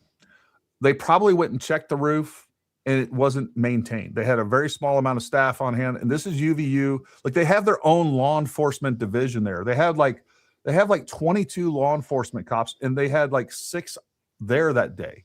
When we have a crowd of over 3,000, and by the way, I know because we mapped it, that area that you would want to be responsible for security is like over 150 acres of rooftop and everything else. So yeah, that person, Tyler Robinson, was on that particular roof. Do you expect, this is the other question I have for everybody. Oh, well, let me go back to the roof. If somebody had went up there on the roof and decided to crawl out on the roof just to watch Charlie, just because they wanted a better viewpoint or something like that, and they fell off that roof, who would have been responsible? Would it be Charlie Kirk's security team? Is that who would have got sued? No, the UVU, that is their physical property, and that is their physical security problem. Same thing goes with, do you know how many rooms that have windows that had a view of Charlie Kirk? Was it Brian Harpole's job to go look and secure, number one, clear every single one of those rooms that have a window that could have been shot through, and then maintain security on them throughout the entire thing? They don't have the staffing or the capabilities. And lastly, I want to make a point that there were 3,000 people in that area. Mm-hmm. That campus allows concealed carry. There was at least 10% of the people there that I bet you had guns. So we're talking about 300 guns within 50 yards or so of Charlie Kirk. And that's what the security team knew that. That was part of their risk assessment. So that's what they're focused on. There was 13 guys from that security team. Like Charlie understood that they couldn't mitigate all risks. Charlie, number one, they tried to get him to wear body armor. He wouldn't. Charlie didn't even want the guardrails completely closed so that the person asking him a question would have direct access to Charlie. There wasn't a metal barrier there. That was Charlie's request. The security team, a private security team, does not have veto authority. They don't say, nope, we don't like this place, we're leaving, Charlie. That's not how that works. Those private security are glorified bellboys. All right. You're going to do whatever the client wants you to do. You may not like that, but that was Charlie's choice. And that happens all the time. And by the way, even with diplomatic security agents, when they're covering an ambassador, like, hey, sir, we don't want to go to this location, or we think we should have these guns. Like, nope, you're going to put those long guns away. You're not going to show any gun. You're going to have a concealed gun. And we're going to go in there with 3 people in this hostile area, which is a great example of that was Ambassador Stevens in Libya. His entire security team told him he shouldn't be doing what he's doing. He went anyway. And guess what? They got overwhelmed. And it is what it is. Now, when it comes to the drones, UVU would not allow people to fly drones. That's a fact. All right. So I know that because I went there and tried to fly drones. And quit trying to pretend that a drone is some sort of security panacea. Like, that was a 150-acre area out there. You would need at least 4 drones in the air to be able to see everything at all times at a minimum. So, and by the way, TPUSA never requested drone coverage from the security. All right. That's not what they did plan on putting drones up in that air for media content. All right. That's what they were going to do. They were told they couldn't. Like all of these things, if you want counter sniper teams, you want drone coverage, like security companies can potentially provide some of those things, but the client has to request it. And they didn't want that. And that's not what they wanted. And the security team isn't going to sit there and get in a pissing argument with the owner of the property saying, no, we're going to put up drones. And there's not an option where they spend all the time and money marketing this to say, no, Charlie, they won't let us put up drones or do whatever we want, so we got to leave. Charlie wouldn't have had that. Charlie knew the risks, and unfortunately, somebody took advantage of the risk. And the only people that are responsible for Charlie's death is the person that pulled the trigger, and anybody else that knew about it, whether they were on Discord chats, whether they were friends with him, or whatever else. So, like, this idea that security failed is dumb. All right. They did what they could, and they were able to mitigate threats about 30 yards. UVU is probably going to get sued over the fact that they didn't cover that rooftop. And when you have 3,000 people, there was 13 of them. What's that number? Like 200 and something to 1. So each one of the people out, every one of those security guards out there had to monitor 200 plus people that could potentially have a firearm at any time. And that was the most likely threat, by the way. The most likely threat is somebody going to come up close and try to shoot Charlie at, right at that guardrail distance. Right. So, like, you guys can Monday morning quarterback all you want. Every time that the president goes to one of these events, it's millions of dollars per event. All right. Some of you are saying, hey, there's that's a $10 million contract that ISI, the security company, had. It wasn't $10 million a year. And even if it was $1 million a year, they're going to like 50 places at a time, per year. Like you don't know what you're talking about. I'm sorry. You just don't understand the game, and you're trying to Monday morning quarterback that game that you've never played before, and you think that suddenly you're a subject matter expert in it, and it's silly. All right. Sorry, I had to get that off my chest. Gary, thank you for covering this. Great information and content. Great guests. You were greatly appreciated. Well, thank you. And I want to say thank you to our guests for coming on. We'll have to do some more stuff together. Absolutely. Yeah. Thanks for having us. Yeah. I believe the military tipster from today was a dishonorable mental illness discharge, probably a paranoid schizophrenic. Here's what I'll say. Like, I demand proof out of Candace. I would just say, like, we don't even know. We don't even know if this person's real, to be honest with you. I'm sure it is, given some of the details she gave. I would just be careful about, diagnosing someone like that. But you could be right. Let me support Captain Jackson. Just say, I think Candace needs to be because there hasn't been one tip that has come through her tip line that has been proved to be valid. I mean, every one of her bombshell tips has fallen flat on his face. So I would suggest that, just to push back, and I agree, might be a little bit much, but hey, Candace needs to do the work of really vetting this person. She literally said that she got this information while she was lying in bed. So let's just pretend that she was going to bed at 10 o'clock last night. And she got this information and called that person immediately. We're going on almost 12 o'clock at night. You're receiving this information. When did you vet it? You went online. You went live at 5:30. Well, with honest. Yeah, vetting. no. Go ahead. Your point is 100% valid. She's saying he sent her all these kind of documents and all this other stuff. All those things can be forged, especially if you're dealing with an entity that's sophisticated. They can easily come up with a backstory. What I'm curious about, he's feeding your narrative. What I'm curious about is how many tips she's gotten that deconstructs her narrative. I wonder about that. That's a good question. And she doesn't report on them. Yeah, I mean, she has clearly intentionally left things out of the charging documents that she went over, sort of, the summarized, cherry-picked version of it. She's left out a lot of details to convince people of a certain narrative, and those are just facts. Let's see. If Bridget McCrone is mad at Candace calling her a dude, Brittany Griner must hate my guts. Okay. Did Candace Owens have influence on Tim Pool's shooting? I don't think that's fair to say. We don't know. I mean, the timing of it's suspicious, right? I mean, what do you guys for sure?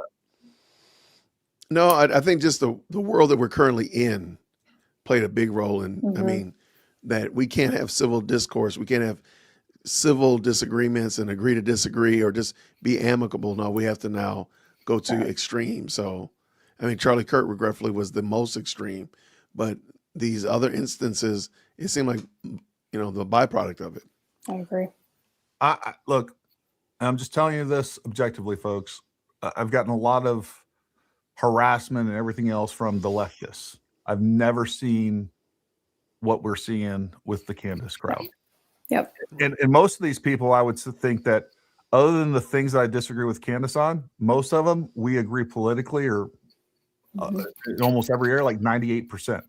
But yet they can't tolerate it though. No, if you question the leader, like you need to be in hell. Like you need to. Yeah, I've never seen anything like it. So take that for what it is. Ryan Matta is a scumbag. The day after Charlie was shot, he declared Israel killed Charlie before information was put out. Look, Ryan Matta and Ian Carroll both have put out horrendous tweets about Charlie Kirk before he died. Saying all kinds of horrific things about him, and now they're part of the investigation for justice for Charlie. Give me a break.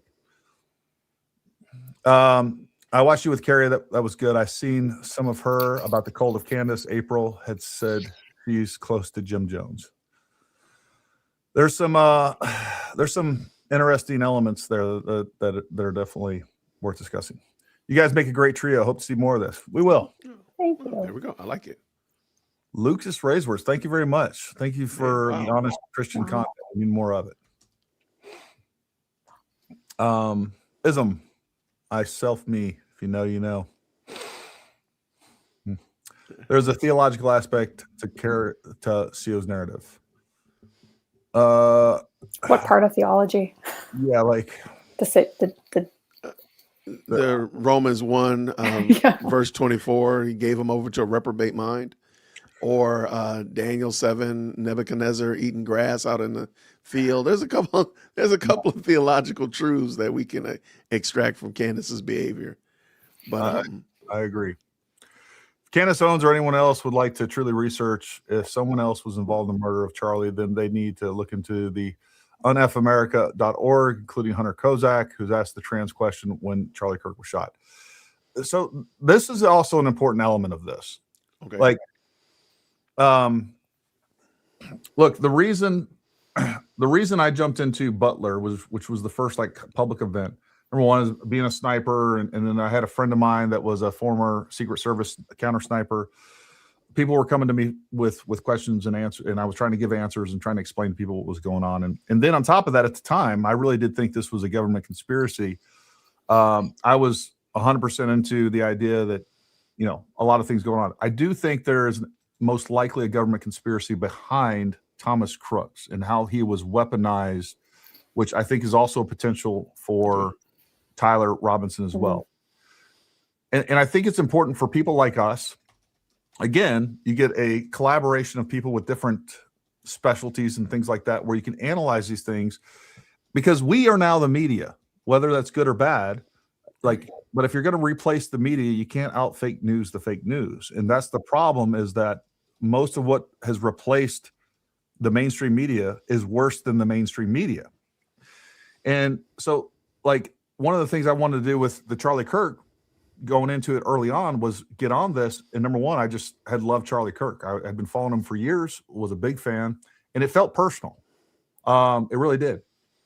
So I think it's good for us to analyze this stuff and to make sure that the government is telling us the truth with the best we can within our capabilities. And that's why it's good to have a bunch of people with, again, different viewpoints, even if you disagree, different specialties. That's why I spent the money and time that I did to put out a 3D model that you guys can go download, and you can check distances. You can kind of Google Earth everything. We spend a lot of time and money on that. I hope people are using it. But it's important that we hold the government accountable, and that's what the press was supposed to do, but they quit doing it, and they became part of the state. which is what we saw, especially in the Biden administration. Right. So this is what we're left with.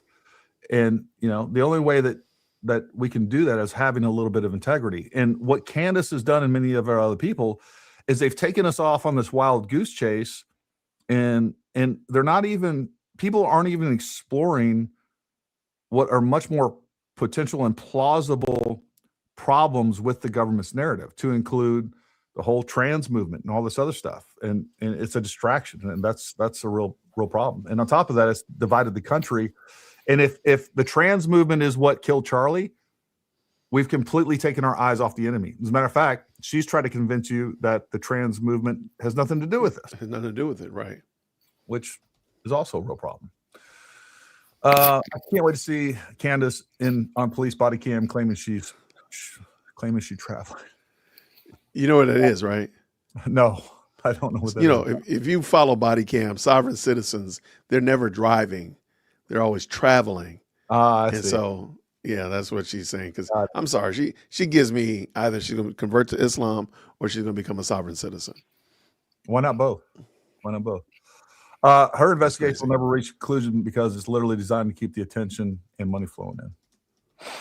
I agree. Okay, no, I agree. She can't reach a conclusion because she doesn't have any of the critical information either. That's the thing, is people are like, well, what are you doing to try to solve this murder? It's like, I'm not a homicide investigator. I don't have access to that information, but neither does she. Neither is she, right? Like, why would you give if you're the FBI or you're TPUSA and you're in the middle of a investigation, and TPUSA, I guarantee you, I know, look, they're under a gag order. They can't share this information. But, and then, so you're supposed to give this podcaster does she have a crime lab? Does she have forensic analysis capabilities? Like, what training, what specialty, what does she have that where if she even was given evidence, she could process it correctly and come to a normal human being conclusion? Because her logic to me is nutty. Like she looks at something and she just comes to a completely different conclusion that of anyone that I even know. It's like, that's what you like. Do you guys see the maroon shirts? Yeah, that means something. What? Like I don't even know how to process that. So, there's there when there's no there with everything that she does. And one of the funny things, I was like, I asked that question on X. I was like, what are we supposed to, like, she's supposed to just hand over this TPUSA or whatever, supposed to give her whatever she demands? Well, if they don't, then, it's destroying TPUSA. TPUSA is being destroyed because you have a podcaster that's accusing them of murder. And then because that person is accusing them of murder, the only way they cannot be destroyed is if you fall victim to blackmail. You give her what she wants, and don't think that's not going to change. Yeah, it's not like, okay, yeah, you know what? Hey, everybody, I was wrong. TPUSA is good now. They gave me the evidence. Like, that's not the conclusion that she's going to come to.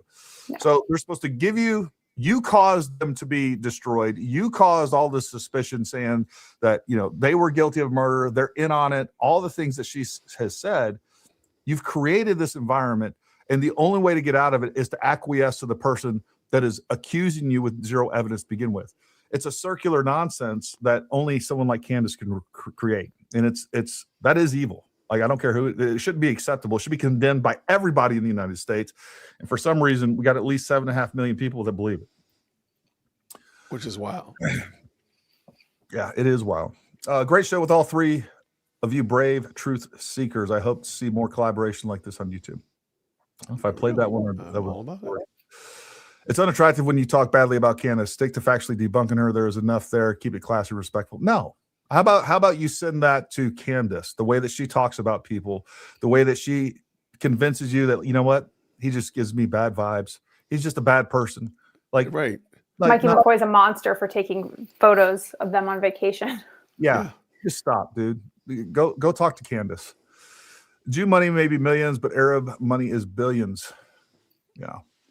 Right there. Shauna, you have a great smile. Where is Batman when you need him? I don't know what the Batman comment is, but thank you. Okay. I don't know. They also didn't know he was writing a book. Yeah. Why isn't anyone investigating UVU? Well, like, here's the other thing. Like, I hear these kind of questions thrown out all the time. they are being investigated. And by the way, I think UVU, I'm assuming that's what you meant. Yeah. I think they're going to have some legal issues in the very near future. I agree. I'm not saying I know, but if you know, you know. You don't know now, but you know. Oh man, No. I wish I could bring that meme up. I haven't. I just Oh, have this feeling in my gut. I have this feeling in my gut that they're going to have some legal issues.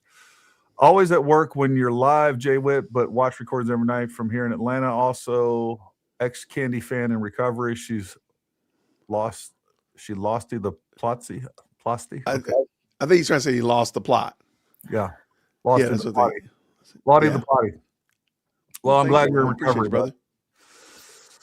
I won't watch Candace Owens if not with Jay Witt and crew. And thanks, Jay, for bringing good people with integrity on the show. So, Jason, is that what you actually like live stream her thing every day?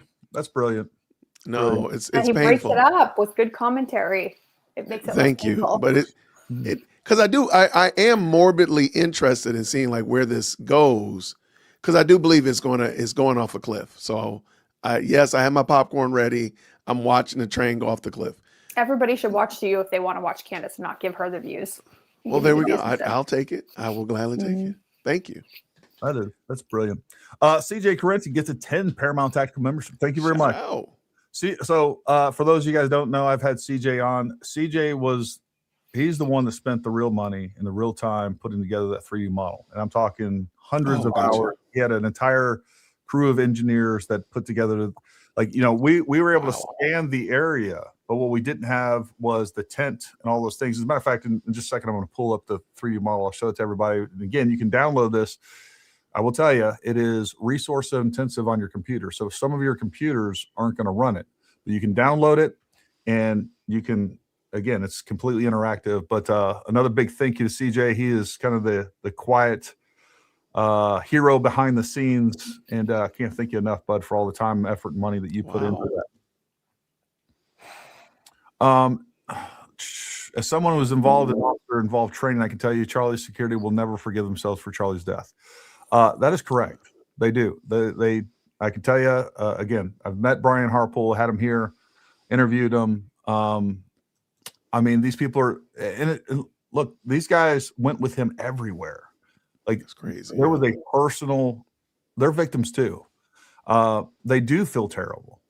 But they also understand that, like, they can only do what they can do within, like, they had nothing to stop. If somebody came up, threw a grenade at Charlie, not much they could do about that. What when we're talking about assassinations, what most happens is it happens in a vehicle. Stop, they figure out when they're coming or they're leaving somewhere. And, when you look at what happens down in Mexico and South America and in many other places, like TPUSA didn't have Charlie ride around in an armored car. There's 1,000 different ways that Charlie could have been killed. And unfortunately, what was done. And, it's just a bad deal. And at the end of the day, like, no one's at fault really, except for the person that pulled the trigger. Correct. Which apparently is the French Foreign Legion with one Israeli member.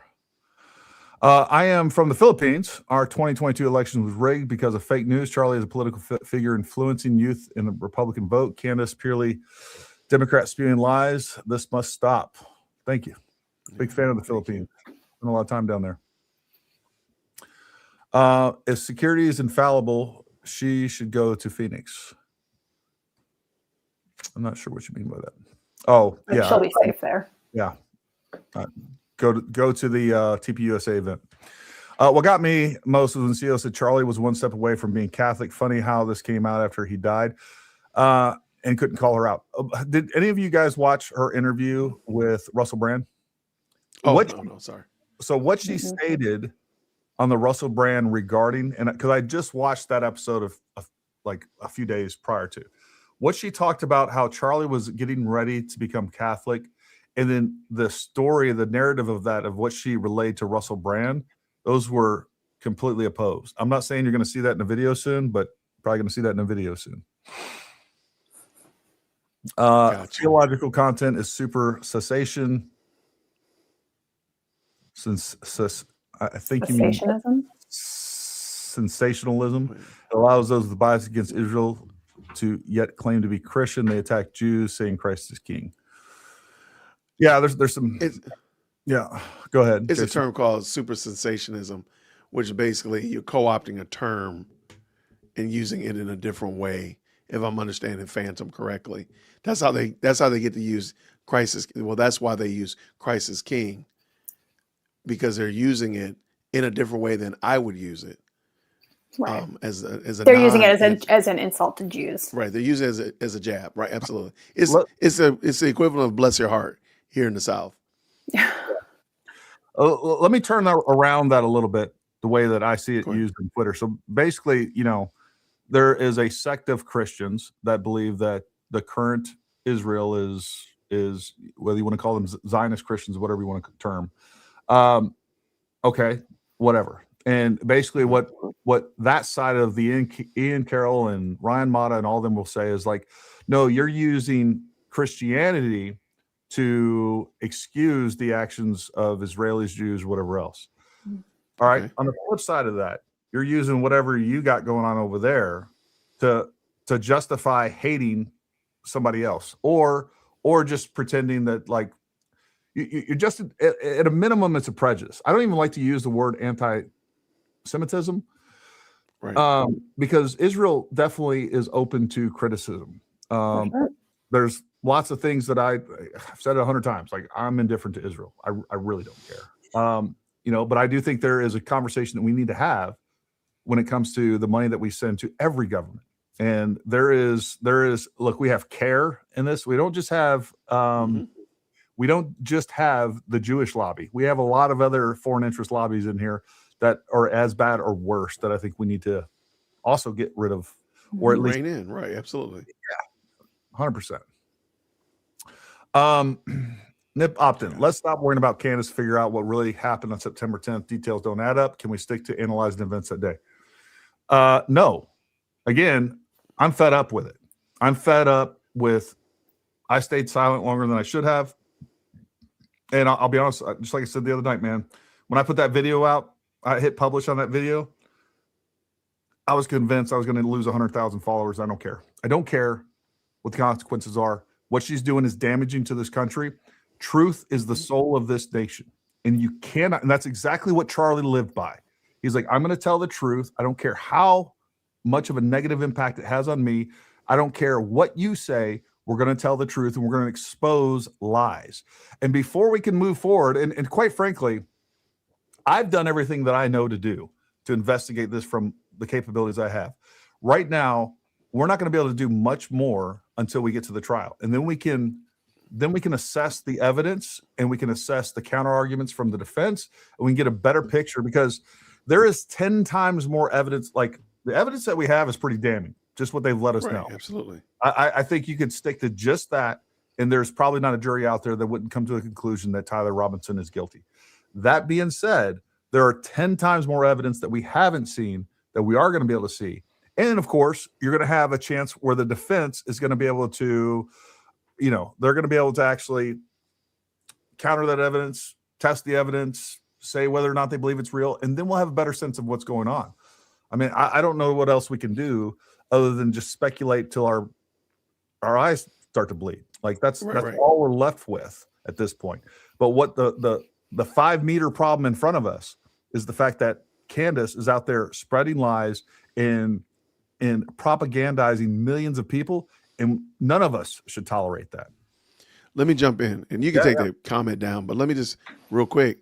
Like, today, she set the Cantifa after some random guy. She read out his name and said he's going under an alias in Franklin or Nashville, Tennessee. If you see him, reach out to us and call authorities. Yeah. The dude didn't do anything. Yeah. So that's that mad recklessness. I agree with Gary 100%. But these are some real bona fide problems, because if she were doing that to you, Nip, I guarantee you would not be saying, oh, well, let's let the chips fall where they're made. You would want some quick recourse to that. And I would say, as somebody that, anybody that was a fan of Charlie Kirk and that felt he was intelligent, had good discernment, all of these things, like, we're going to sit back and watch his wife get harassed, sit back and watch everything he worked for get destroyed. Yeah. Why would we do that? Yeah, and right now, to me, the most important thing is like the politics of this. Like, I do not want a Democratic wave in the midterms. I definitely don't want them to take the White House in 2028. Like, we have to put it into her, and I mean that rhetorically. All right, we have to stop her from putting out this bad information. I know someone's going to clip that. We have to put a stop to. We have to expose her for what she's doing. And she is lying. Yes. She's manipulating millions. And if we want, like, it worries me because Candace is not that sophisticated. And if somebody like Candace can convince the American people, millions upon millions of nonsense, of just utter nonsense, and you believe it, the way that like they feel so convicted in all this and are willing to do whatever for her just because of the nonsense that she said, like, that means we have an entire population that if we have more sophisticated elements come in here and try to, do disinformation operations on us, like, we're doomed. We're doomed. Yeah. We have the age of AI coming. Like, folks, you have to really, you got to have some real cognitive serious discernment. Yeah. And discernment, or you are going to be made to believe some really wild stuff. All right. You're going to be part of QAnon and much worse. Wow. So that's important, Mr. Nip. No legit intel op team wears matching outfits. So that's one of the things I said to begin with, like, so ridiculous that, like, all right, guys, today's maroon. Today is blue. Maroon. Yeah, no, just stop. It doesn't make sense. Like, I've done clandestine operations. Like, we make sure that we're not matching. Like, just you're an idiot. Divine protection over you all. Thank you very much. Thank you. We love the crew. Jay Witt is a hoot. Well, thank you. I appreciate you. Thank you, friend. Halcyo's husband being a Bullington Club guy. Yeah, so there's obviously a lot of weird things. They wanted to kind of dissect and pick apart Charlie Kirk's marriage to Erica. And I mean, I thought that whole thing was disgusting. I would say maybe there's something that's worth looking into as far as her marriage to George Farmer. That being said, I think it's a little bit of a distraction, and I'm a little suspicious that it might even be bait. I think we need to stick to that's what I'm going to do. I'm going to stick to, like, it. I'm going to continue to show everybody and expose, Candace for what she is. What's your thoughts on that, Jason? Dog, you got me, because I have a theory about it, but now when you said is bait, I'm like, doggone it, maybe I did bite. I took the bait because I thought it was very interesting. I said we have a young white European man who's pretty wealthy. He can have the pick of whomever, chooses a black broke American female to be his wife after 18 days. I have never heard anything more racist. And I'm going to say it. I'm here to say it. When you think about the fact, that why I brought Jason on, I couldn't say that. I was like, hey man, I just need somebody. I need a pinch hitter to say this one comment. I love it. Well, I'm here for it. And I'm like, does no one else finds that weird that this guy is so straight laced that he wants Candace to flourish and go and do all these great flowery things, but he runs the house and he tells her not to go to TPUSA? Okay. And by the way, his best friend happens to be a Muslim pimp. Okay. All right. This is what I'm supposed to believe. I got you. I believe you. No problem. I believe it. Something's wrong there. Something's wrong there. Oh, and by the way, he wasn't a U.S. citizen. He just became a U.S. citizen in May of 2025. So he wasn't. Why did he want to be a U.S. citizen so bad? That's such an interesting thing. Okay, never mind. I'll believe whatever y'all want me to believe. Sure. No, I mean, look, I think there's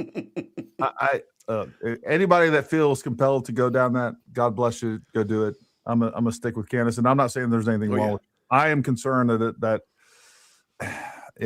feel like that could potentially be a distraction. Shauna, what's your thoughts on that whole element? Because it is weird. It is weird. 17 days and they got engaged. Yeah, I mean, I've seen him on some interviews and stuff. They seem like a very odd pairing, but I don't know. I don't know what to think of the whole thing. I don't really care. Right. I don't really care that much. I think it's interesting, but not something I'd personally spend my time on. Sure. Yeah. Candace will end up in court for defamation. Going back to this real quick. One thing that I'm concerned about, look, I think most of us found it real distasteful when they started making these allegations at Erica regarding this was like basically a contrived sham marriage. Basically what people She were was saying. a handler. Yep. My concern with going after the husband in the marriage is that you're going to lose people that you don't need to lose by going down that route. People are going to be put off by that. I kind of think that again, this is just for me. If I stick to showing that hold Candace accountable for what she's doing, and I leave that alone, like I think you'll be much more convincing to more people. That's kind of my thought on it, as I'm kind of working that out in my head. Did you watch Erica and Brian Kilmeade? It seems like they were talking about Candace. It's a good interview. Oh, we lost Jason. There we go. He's back in the chat. We lost you, buddy. We lost you. Hold on 1 second. Yep. Did you watch the Erica and Brian Kilmeade? It seems like they were talking about Candace. It's a good interview. Thank you for your coverage. You're welcome. All right, we'll get to some live chats, and we'll probably do about another 10 minutes and get everybody else. We lost Jason again. I didn't see that whole interview, but I did see a clip of it just before we got on here, and it was interesting. Erica actually looked kind of angry, a little bit, just while she was talking and saying that she cares more than anybody on the internet does about justice for her husband, and I believe her. This one says, everyone keeps saying how much of a narcissist Candace is because she is, but how come people don't also talk about her being a solipsist? I don't know what that the is. reason I don't talk about that is because I have no clue what that is. Maybe she is one of those things. Solipsist. I don't know. I have to look that That's term a person. Well, there's that. Can y'all hear me okay? Mm-hmm. Yep. That's a person that marries or dates based upon somebody's mind and intellect. Gotcha. Look at you. Tries to marry up somebody's mental prowess. See, I brought you on here just for your vocabulary. I'm here for you. I appreciate that. Thomas Dater, yes, she did bring in Trump and our government. She said our government is trying to bankrupt her. She also said that, well, here's the other thing. She is now implicated. She's done it more than once. She's definitely implicated Trump, and she's definitely implicated our government. And what really irritates me is that she's implicated our military indirectly multiple times. She said she thinks the National Guard was involved, which is ridiculous. And then again, today she put out that whole thing where she's basically trying to say that it was a whole military operation. That was what her entire podcast today was about, and that she has a source that says that. There was no. Which is interesting because she says she knows nothing about the military. Yeah, and she was like, he said there was a room full of E4s and E5s, which are lieutenant colonels. That was one of the things that she said. All right. Anybody that knows, E4 is either a corporal or a specialist, low enlisted. And you have E5, which is a sergeant. 04 is a major. 05 is a lieutenant colonel. So anyways, that's what we got going on here. A lot of nonsense. So she is implicating our government. Do you get a vibe that? I'm sorry. No, go ahead. Do you get the vibe that Candace has disdain for the military at all? I do. I think she doesn't understand it, and it's just one of those things where she keeps throwing shade at the military in weird ways. Like, these people are either in the military or their families in the military. Like my kids were my kids when I was in the military. Like they didn't know anything about. Like they weren't involved. It's guilty by association, which is a weird thing for anybody that has been in the military and knows anything about it. Like, oh, because I'm in the military, my wife is now I've Yes. deputized her to be, a secret agent as well, or whatever we got going on. I don't know. Maybe she's trying to, again, Candace is always playing 4D chess. Maybe she's trying to make the bad actors feel comfortable enough to come out of the woodwork and get caught. I don't think she's smart enough to do that, but wouldn't be a bad idea. Yeah, I don't think she's smart enough to do that. We can just leave it at that, I think. Here we go. Candace is working smarter instead of harder. Imagine making millions with within a couple of hours of work a day. We should all be that lucky she's not your judge or jury in the case. You're right. She is definitely, I don't know. She's definitely working smarter than I am. I'll tell you that. Selling her soul, though. Yeah. For that money. At what cost? Right. At what cost?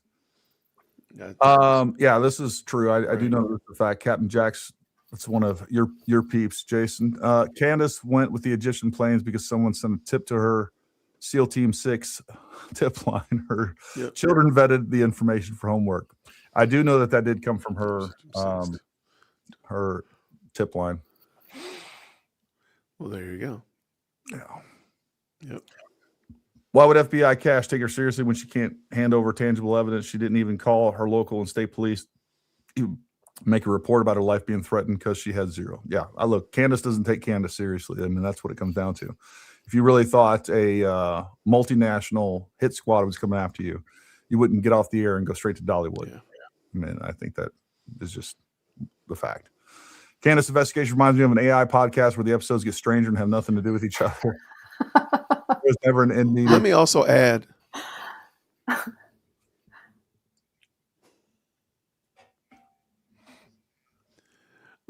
I'm sorry. I feel like my audio is a little bit out of sync somehow. Let me also add, her lawyers have said nothing about the international assault team on her. You know what I mean? Yeah. They've said nothing. They've not added an injunction or amended complaint or anything. Yeah. Oh, you're talking in reference to the Macron. Yeah, the Macron defamation case. Yeah, I don't know. Yes. Correct. I'm also very disappointed in Brandon. I had to unsubscribe him. Talking about Brandon Tatum. Yeah, like that was the there we go. Reading his article on that was one of the grossest things I ever had to put myself through. It was like the most concentrated amount of simp energy that I've ever walked through. It was gross. I didn't know what to say about it. For sure, follow Gary on X. We need as many as you good YouTube chatters over there as we possibly can. That's crazy. Yeah, look. If you're not used to X, I still, there's lots of elements that I don't like about it, but there is some really good news sources out there. It is a good. I also think that X is going to end up replacing YouTube eventually once they start adding video and things like that. And obviously it's one of the few platforms that censorship does seem to be less. I still think there's some censorship going on, but it does seem to be less. So I definitely recommend for you guys to go get on X, and to definitely follow all three of us on X for sure. I say narcissism is necessary to that word, but that word is also belief that reality is solely a projection of someone's own mind. Yeah. I think that Candace is definitely living in a different reality. I agree with that. All right, folks. I think I know this is what, probably hour 9 for you on air there, Jason? Something like that? You went live around 5 or something, didn't you? Or before that, it was like 3. It's almost hour 5. Yeah, it's almost hour 5. Well, and I still gotta go do my assassin work. So I'm pulling my hood so I can get ready to go do my assassin work. Shauna, thank you very much for coming on tonight. Thank you for having me. What are your final words for the audience? Oh gosh, I don't know if I have any. I just don't believe anything that you're told. Fact check it. I agree with that. I 100% agree with that. Jason, final words to the audience. I agree. Well, there you go, folks. Yeah, look, I think. Hey, go ahead. There's nothing wrong with asking questions of people who Mm-hmm. who are proposing some weird ideas. Ask questions. Agree. Yeah, and there's nothing wrong with rejecting a narrative. There's nothing wrong with being skeptical of the government, suspicious of the government. We should be. But again, you got to apply all that same logic to everybody on social media as well. I mean, without a doubt, we know for a fact 90+%, all the different theories from palm guns to tunnels to flying drones to, I mean, all that stuff wasn't generated by the government. All that stuff was generated by social media. So you need to understand. And also, we don't know it wasn't generated by the government. We still have a deep state to contend with. And I think that deep state puts out a lot of the stuff. So there's probably some government elements that may be promoting some of the things that Candace is saying, because that deep state that didn't want Trump to win and wanted to destroy his presidency, look, they're still there. All right. They're just going about it in a different way now. And I think we need to be aware of that. So the point here is we got to be discerning.